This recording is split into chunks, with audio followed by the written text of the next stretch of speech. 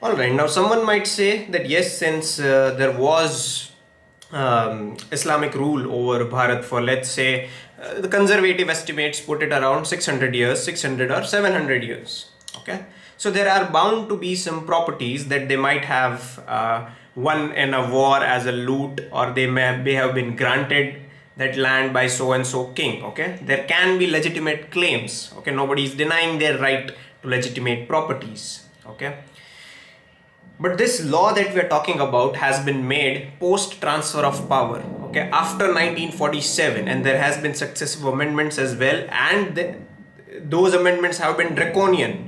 Okay,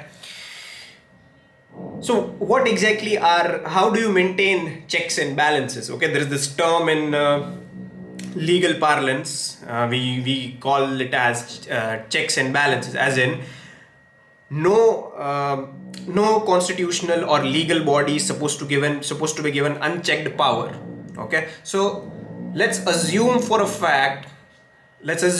that it is fair that Muslims get to have their own exclusive land body, or a body that regulates their own properties and on their own lands. Let's assume, okay, because that in no way is secular, that in no way adheres to the principles of equality, but let's assume for the sake of argument. Okay, what are the checks or what are the safeguards that are provided to the non-converted natives, that from that specific law will not be weaponized against them?